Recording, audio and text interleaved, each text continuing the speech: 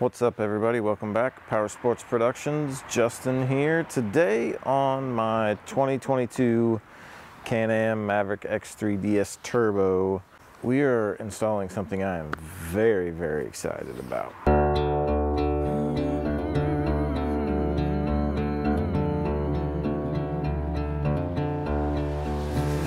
I made friends with the devil on my shoulder. I can't find no forgiveness for my wrongs. There's a ghost inside of me that's growing stronger.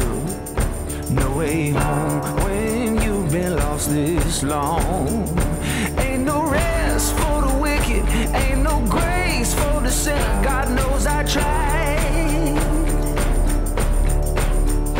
There's a heathen on the throne, always fire when there's smoke. The preacher man lied. Calling in the darkness, gather around sinners, won't fight justice, can't be delivered. I'm lost in a loveless land, bring some cruising into. And that is the RPM E-Valve slip-on sport muffler for the X3. This thing is beautifully put together. I feel like during shipping, or I believe this is a pretty easy install, so let's get started. Okay, so we've got 5 total. We got one there. You can see it. Got one up under there, one over there on the other side, and 2 on the bottom down here, and then that piece should come off.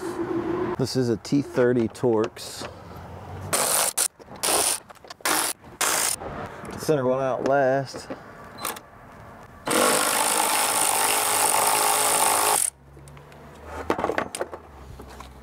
That should come off. Here's a look at the stock muffler and exhaust setup. We're gonna pull that tip off and put it on the new one.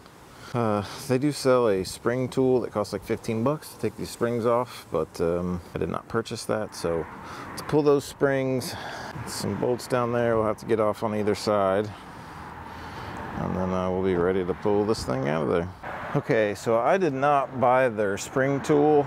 I just basically have a wire that's kind of twisted around and a screwdriver. Pretty much what I do is feed this wire through, hook it around the end of that spring, and then just pull on it.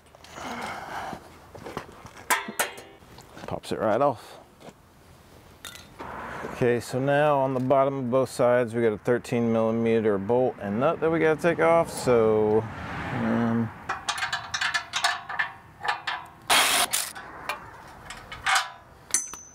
we'll save this hardware because we're going to use it with the new one. We'll get these off of both sides, get this new one put on. Okay, so we've removed all 4 bottom bolts and nuts, and we've undone all of the springs, and this should,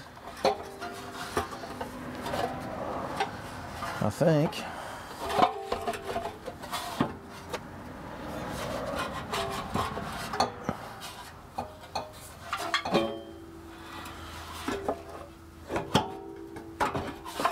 just slide on out. All right, we're gonna set that over to the side and out of the way for right now, because we're gonna have to pull that tip off of there. Let's go ahead and get the new one placed in here, bolt it in, connect the springs, run the switch for the E-valve, and then we'll be ready to hear what this bad boy sounds like. Okay, so I did wipe it down so it would be free of any fingerprints or anything like that. Just gonna slide the bottom part in first. I don't know if I'm supposed to take this heat shield off or not. I'm guessing I probably am. Yeah, I think I might have to take that heat shield off. All right, so remove the heat shield and clips.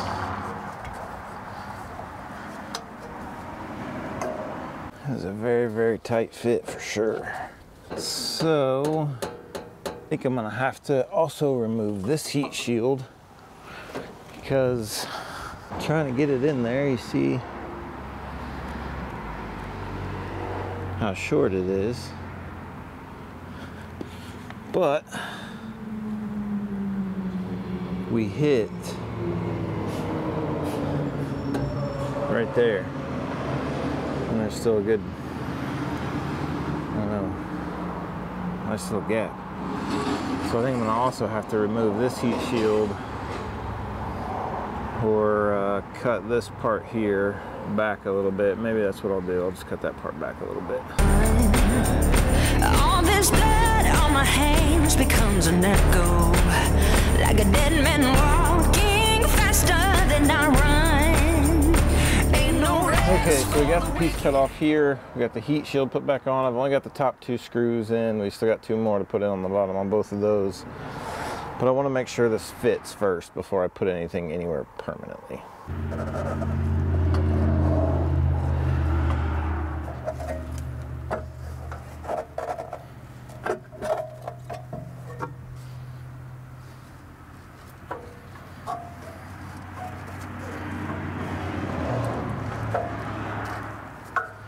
Okay, now I think we're actually going to fit. Okay, so I'm going to have to voice over this next little part. My mic, the battery died in it, and I didn't realize it till after all this was done. So what we're going to do here is we're removing the seat. The seat pulls up, 18 millimeter nut. There's 2 holes in the back corners of the seat. You should be able to look down through there and see the rear nut through there. So we're going to loosen those. And now we are going to remove the front 2 bolts that hold the seat in. A 13 millimeter bolt and nut. Just take those out. And then you'll be able to pull the seat right out. I don't remove the seat belt or anything like that. I'll actually kind of flip it around to help keep that door from closing. And now we have to remove the inner panels to get to the bus bar where we're going to connect the power for the switch. There are 2 T30 Torx bolts that have to come out and then pull the front panel and the side panel. So now we're going to run the wiring harness. I put my switch up by the overdrive button, my open and close switch for the E-valve. This you're going to run just like anything else you run back, you know, if you're doing rock lights or whip lights or anything like that. There's a power and a ground that comes on the switch. Power, I ran to the accessory power, so it only has power when the key is on, and then ground, I just ran to the ground. I ran the switch up the front. You will have a bunch of extra cable, just loop it, zip tie it, and tuck it back up in there. I ran the switch up behind the dash, so it will be over by the override switch. Then I move around to the passenger wheel well, pull the connector and the wires through to connect to the E-valve. You'll zip tie it. There is a little cover over there that I removed to just follow the factory wiring. It snaps in real simple, and then it's got a secure clip that you push down to ensure that it doesn't, you know, wiggle loose or come out or anything like that. Okay, so for the switch, we're going to pop that switch plate out. I'm going to reach up underneath, grab the female side of the switch, run it up, make sure the wires are hidden. I actually pop mine through the opening that holds the switch. Just easier to connect the switch that way, I think. And once you pull that through, make sure your connectors line up where they're supposed to. Connect the switch, and then you just press it in the hole and pop it into place. That easy. The way I hooked up the power is you'll need a 10 millimeter socket to remove the nuts that are on the posts. I don't recommend using, you should probably just use a regular old school kind of ratchet. I didn't have time to look for all that, so I just did it this way. So I looped everything up underneath. I ended up zip tying all that together so it's nice and clean, runs all the way through. And we connect the red side to the bottom, which is the post for accessory power. It'll only receive power when the key is turned on. And place your ground and tighten it down as well. Again, I recommend using hand tools. There's the excess I was talking about. I just tuck it, I'm gonna zip tie it and tuck it up in that little space right there. Okay, so that's what it looks like installed with no rear valance on it. The rear valance I put back on just because I want it to still look factory, but I want to be able to flip that switch open and kind of give people a little bit of a shock once they hear it, and then they know it's 100% not factory. Can't change the past. Watch me clean and the river turn red. Lost in the lawless land, sinking down bound to the desert sand. All dressed in black. Watch me clean and the river turn red. Save my soul from the spirit in the shadows. Can't break free from the chains.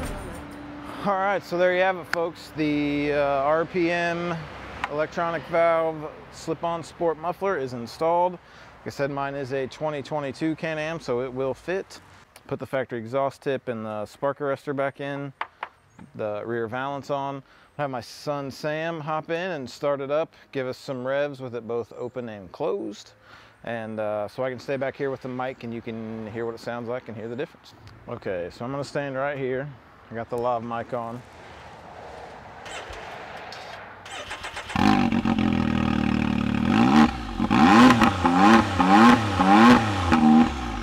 Okay, now switch it to open.